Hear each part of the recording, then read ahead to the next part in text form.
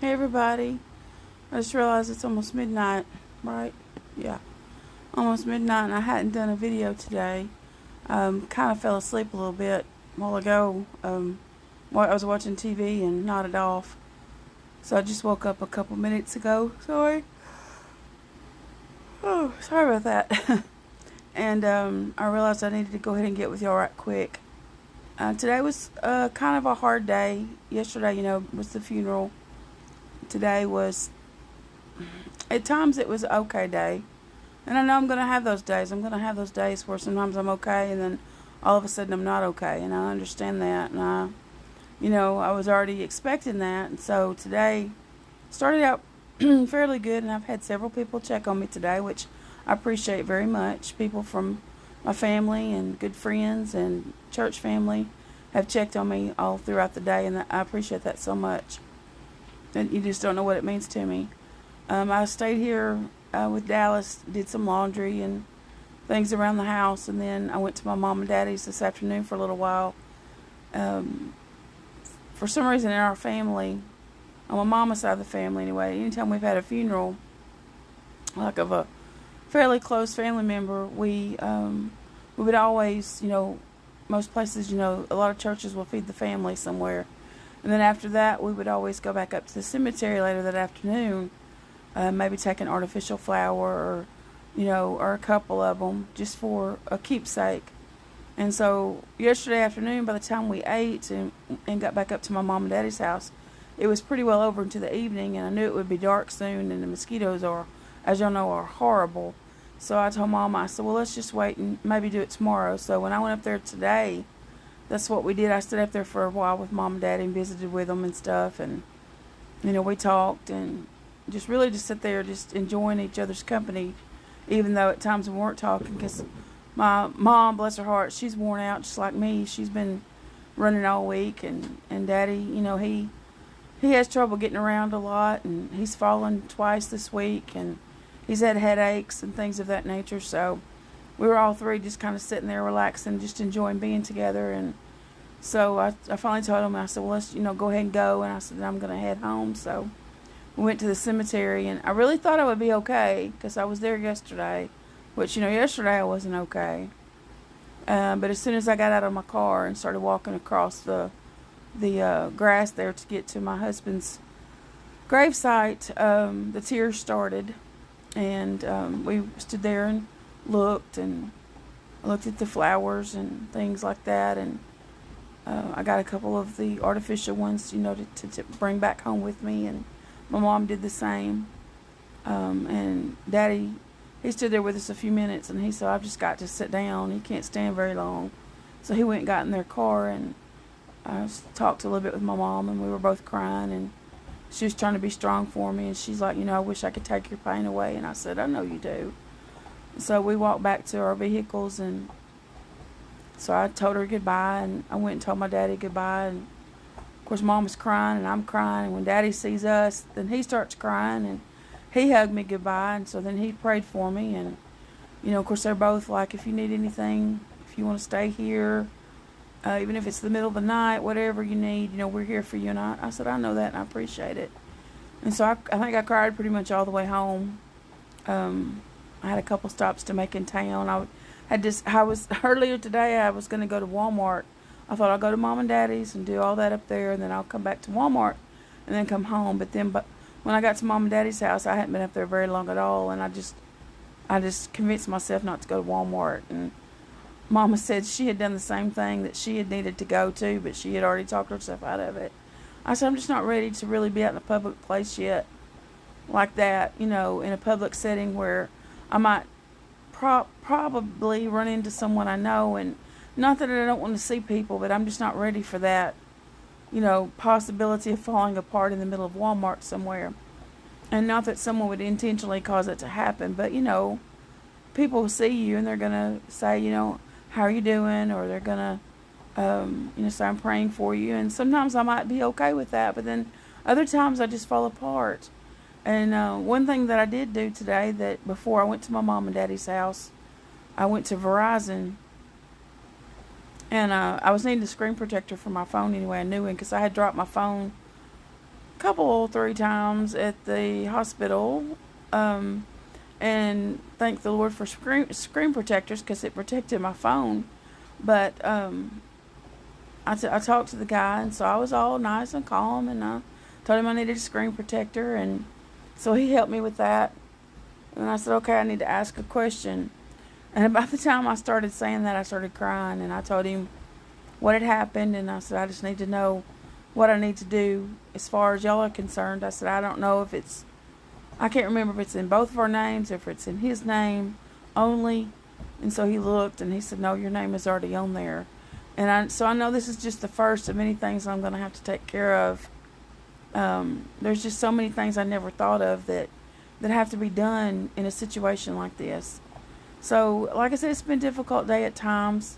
When I got back home this evening, of course, Dallas was here, and he greeted me, and we went outside for a little walk. And so, I mean, like I've said, he helps me a lot because he occupies me, and he gives me lots of attention, and we play, and he still likes to aggravate. And there's a couple things I've noticed that he's starting to do. When he was a puppy, you know how puppies love to chew up stuff. He would grab a piece of mail or something like that, and just completely destroy it, rip it to shreds. And he hadn't done that in a long time. But the last, I don't know, few nights, I have to really watch him, or he'll get a hold of something and he knows he's not supposed to have. And I know it's just because he knows something's going on. And every time that we walk by Robert's truck now, he kind of looks up at the windows and sniffs. So I know he's smart enough to know that something's going on, And I know he senses in me that something's going on. So dogs are really smarter than what people give them credit for. But other than that, I've done okay today. Like I said, I've had a lot of, people checking on me. My brother called a while ago, and I talked to him and my sister-in-law on speakerphone, and he asked me how I was doing, and I said, well, I'm doing okay. And about the time I started crying, I said, well, I was doing okay. And he said, I know. And of course, I know my family hurts so bad because they want to take this pain away. But there's nothing that can take it away. I mean, it's just something I'm going to have to walk through for a while. And yes, the Lord helps with that tremendously. I don't know how people make it without God. Because he's my only, God right now is the only source that I have that I know I can draw strength from, as far as I can draw strength from my family and my friends and those who check on me, my church family. But as far as the ultimate strength that I need from someone, that's going to have to come from God. And I know he's there, and I know he knew this was coming, even though I didn't.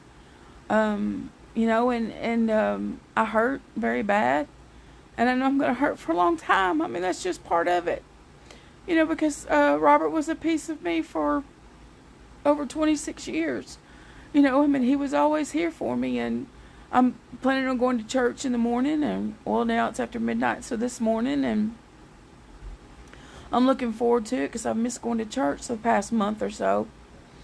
But I know it's going to be hard. It's going to be hard going to church without him in the car with me. Sometimes we'd stop for breakfast on the way, or we'd talk, because lots of times the best conversations you have are in the car because there's no distractions. He's not going to be there playing his guitar on the stage or singing. He's not going to be sitting by me.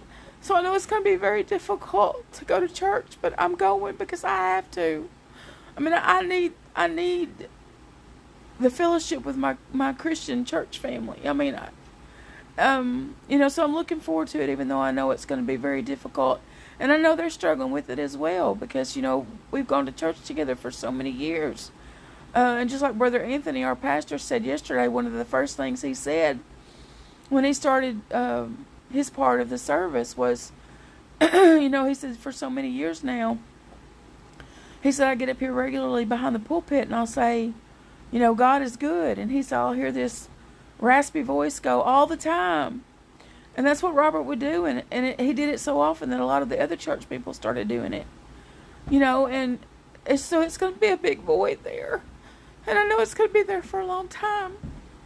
But like I said, I know it's something I have to go through. I can't just sit down and quit, because he wouldn't want me to do that. He would want me to keep on. As hard as it is, he would want me to keep on going and not give up. And so I'm not going to. And yes, I'm going to hurt. And yes, I'm going to struggle. But I'm not going to quit. I'm not a quitter. I'm too stubborn for that. So, also before I get off here, I just want to thank, I know I've thanked people before several times, but once again, thanks for the cards and the blessings, the offering, the blessings of financial gifts, the food that y'all brought to my mom's house, the food that y'all brought to my grandmother-in-law's house. And speaking of in-laws, my mother-in-law called me over yesterday before we left.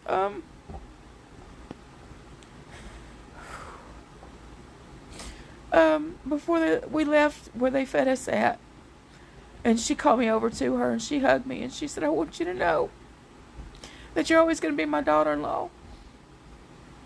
And I said, "Well, you're always going to be my mother-in-law." And she said, "Will you call me sometimes?" And I said, "I will." And her and I was always close to her and my father-in-law as well.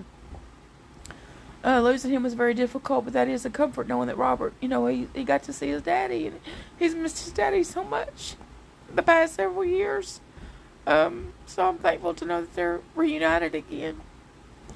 But thanks for the prayers, the calls, the texts, the messages, the cards I've gotten in the mail. People have been so gracious. The beautiful flowers and the, crosses and the different gifts that y'all sent to the church for the funeral. They were all so beautiful. The plants. Everything was just so perfect. And I want to thank my church family, the Forest City Church of God, for standing by me during this difficult time. There were so many of the ladies that, kept saying, "If you need anything, let us know." And there was a couple of them I had to reach out to and just say, "Hey, I need your help. I've got so many things going on that I need someone to kind of help me with some of these things." And they stepped right up and they took care of situations for me so I didn't have to worry about those things. And to my pastor and my pastor's wife, Brother Anthony and Sister Sherry Kennedy, thank y'all so much for your love and support and your encouragement. My pastor called this morning to check on me, and they both let me know if I need anything to reach out to them. So thank you, church family. I love y'all so much. And Robert loved y'all so much as well. More than you could know, he loved y'all. And I want to thank the Vandale Baptist Church. They allowed us to eat there. The funeral was at our church in Forest City. The burial was at Vandale Cemetery. So Vandale Baptist Church, which is where Robert grew up, where his mom still goes and his grandma, they graciously allowed us to use their beautiful new facility for us to have our family meal. And the ladies graciously allowed our ladies from our church to come. And Brother Anthony Ramsey, too. He came and helped in the kitchen. So to all of you who helped in the kitchen, whether you were from our church or from Vandale Baptist, thank y'all so much. To the Vandale Baptist pastor, thank you for allowing our family to come and to eat there together. It's a beautiful facility. I love on their floor, it says, "To God be the glory." Everyone was so kind and so sweet and hugging and just loving us and encouraging us and supporting us. And our church ladies got along so wonderfully with the Vandale Baptist Church ladies. And before everyone was kind of leaving, they were like, "We're having Pastor Appreciation Dinner." I think they said sometime in October, y'all come back. And they were telling one of our ladies to come back and give them a hand. So they just all got along so wonderfully well. And it was just, the food was wonderful. A matter of fact, I still have some in my refrigerator because I brought some home. There's just so many people to thank. The funeral home, the Cross County Funeral Home and Crematory, I believe is, I'm not sure if that's the proper name of it, but Miss Pam Childers there, she was wonderful as well. She handled everything. She made sure everything was like we wanted it to be. From the very beginning to the very end of this process, she made it as easy as possible. She went over and above what I expected, and everything was just, like I said last night, it's odd to say that a funeral was perfect, but it was. Every little detail was taken care of, and I didn't have to worry about anything. And I know that Robert would have been pleased with how well everything turned out. So thank you to y'all as well. And I know I'm leaving some, yes, Hidden Treasures, owned by Sam and Mandy Wilson. Y'all did a phenomenal, beautiful job on the funeral spray. So thank y'all for that. And there's just so many other people that have worked behind the scenes, that have worked up front. Adam Kennedy and Adam Love, my brother-in-law. Y'all worked so hard on the music and the pictures for the slideshow. My sister-in-law, April Love, is taking care of so many things. So there was things that I didn't have to worry about. Just on and on and on at the people that have done things. My brother really helped out. He was here all week, and he's a pastor at a very fairly good-sized church, and it, you know, it's difficult for him to be away that long, but he did that, and he stuck by me this week. Just so many people, you know, my aunts and my uncles that were there, and I know I have others that wanted to be there and that couldn't be, and I truly understand that, but just for loving me and checking on me, and just owe so many things. You know, my parents that have really, really been there for me and supported me and encouraged me and prayed for me.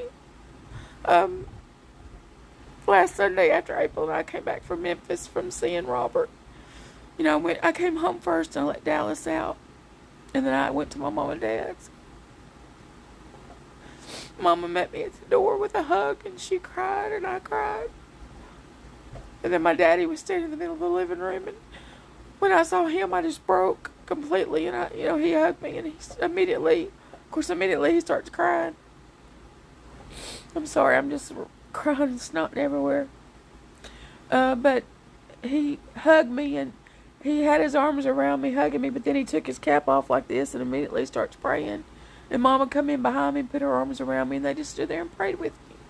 So, you know, everybody's been so great. My close friends have checked on me and texted me and called me, and, you know, just everybody. I could just go on and on and on all night talking about everybody that's been so wonderful. You know, and if I started naming names, I'm afraid I would leave someone out. Diana, you've been a great friend and a great help through this. As you know, since you've walked through this before, you've helped me out so much. Candace, you've really been a help to me as well. And I know so many of y'all are hurting too, that love my husband so much.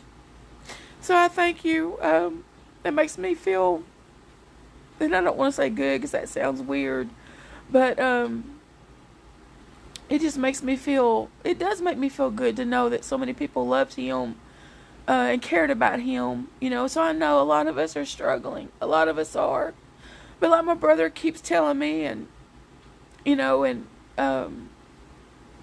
someone else keeps telling me, I can't remember, somebody else. But I know my brother's told me several times, we're going to get through this together. And we are. But we just have to stick together through this, you know, because we're all hurting. And losing a loved one is never easy. You know, and I've never experienced this close, you know. I mean, I've lost my grandparents. I've lost aunts and uncles. And like I said, my father-in-law was very difficult. But this is something I've never... You know, before, Robert's always been there for me. Anytime we had a loss, you know, we were always there to lean on one another. But this is the first time that I've had to go through this without him. And then to know at the church when I left yesterday that would be the last time I would see his face. Like I said last night, I knew that was the last time I would see him on this side of heaven. And then to leave him at the cemetery, and I know it's not him there. I know that. I know he's in heaven. But, you know, his body is what I'm familiar with because that's what I saw. And to know that his face and all that is left at that cemetery, it was so hard. But I just had to keep saying, Lord, I just know you're going to give me the strength to do this. And he did. And he does. So, anyway, thank y'all so much. They say it takes a village, and it really does, to get things accomplished. So, you know, from my church family, I know Rove Chapel, which is where my mom and daddy go, they've been really great and supportive. The pastor, brother and sister Dover, have been wonderful as well, visiting mom and daddy, visiting with me, encouraging me. And like I said, my mother-in-law's church, Vandale Baptist, it's just so many people. And I just cannot thank y'all enough for loving me and for loving my husband. He had no idea how much he was loved. And the crowd Thursday night and yesterday show that. It's the same way his daddy's funeral was the same way. It was so crowded. So hug your loved ones extra tight. Don't let little things keep you from one another. Don't let little misunderstandings or and we're all gonna have those times when we don't get along or we have an argument. That's just natural human things that happen. But don't let time pass. Be sure you tell each other how much you love each other. Because if this had happened and I hadn't told him I loved him or anything like that, I don't know, it would be so much worse. But like I said, I told him every day in the hospital how I felt about him. And every night when I would leave him, I would tell him again. And I would pray with him. And so as bad as this hurts, and it hurts so bad, I have no regrets because he knew how I felt about him. And I know how he felt about me. And that makes it easier to bear. So y'all just remember us tomorrow as we try to get back to our normal routine lives. Trying to get back to church and because that's what he would want me to do. He would want me to go to church and raise my hands and worship the Lord. Because that's what he's doing. He loved the scriptures in Revelation that talked about how that they just worship the Lord and it would, call the Lord, holy and wonderful and they, just exalted the Lord and worshipped him and just fell at his feet, and on and on and on. And he loved those kind of scriptures and that's what he gets to do now. I mean, he's there. He's already gotten to see the face of Jesus. He beat me to that, and he's got to worship around the throne and to just meet all those that's gone on before him. And, and he's happy. And, and that means a lot too, because I know where he's at. And I know he's in heaven, and I know he's happy. And so I didn't have to worry about, did he make it to heaven or not? I know he did, because I know the kind of life he lived. So think about that too. I want you to think about your heart right now. And think about this tonight. If you died tonight, or if the Lord came back tonight, would you go to heaven? Or would you miss it? Because there's only two options. And you don't get your choice. You don't get to wait till the last minute and say, oh, I decided I want to go here. It doesn't work that way. Yes, God is a God of love, and people say that all the time, that God wouldn't send anybody to hell. Well, he doesn't really technically. We do it to ourselves because we make our own choices. He gives us the freedom to make the choice. He wants us to serve him and love him because we want to, not because he makes us. So I just want you to think about that. If you're not right with God, please don't put it off. Don't wait. Don't think I've got tomorrow or I've got next year or I'll do it when I'm older. We're not always promised that time. So just really think about that. And I encourage you to find a good church to get into. And if you live around, the Four City Wynn area, Marianna, and you don't have a home church, please come and see us at the Four City Church of God. We're down by the sports complex. And now I don't have anybody sitting by me. So, I would love, to be able to fill up my pew and just to help you and we can help each other. So just think about those things tonight. Still believing in what I know and not what I see or hear. Because I know that I'm saved. I know that I'm bound for heaven. And I know I'm going to be okay. And hashtag Waldo Warriors. And y'all please keep sharing the videos. I've got a story to tell. Robert's story. I've got his story to tell. Our story to tell and my story to tell. I started out with my story. I met him, and it became our story. And now I'm back to my story. So, y'all just keep putting up with me, and keep praying for me and my family, and our church family. Like I said, we're all struggling. Sorry, my nose is itching. Ooh-wee. I don't think anything funny's happened today. If it did, I missed it. But you never know. I never know when something's going to be funny, I never know when something's going to happen, like putting medicine on a piece of string on my toe. I don't know. Or wearing his shoes somewhere. So hopefully that will happen in church tomorrow. If so, I would go barefoot, which is what I did at the visitation and the funeral anyway, because the shoes I had to wear were like them pointy toes. They're not comfortable. I told my mama yesterday, I said, please don't ever let me buy pointy-toed shoes again. So I even kicked him off on the way from our church to the cemetery. So anyway, y'all have a good night's sleep. I'm fixing to rest. Actually, I need to go to on Walmart.com and do some shopping because I had planned on doing that and picking up the groceries tomorrow after church in Forest City. And I realized I haven't done that yet. So I got to go shopping on my phone. And then I got to try to get some sleep. So y'all have a good night's sleep. Just please continue to pray for us. Continue to love us through this. And I hope to see some of y'all in church. I'm waiting for it. I'm expecting it. And it's going to happen. I just know it is. So I love y'all. Have a great night. Good night, everyone.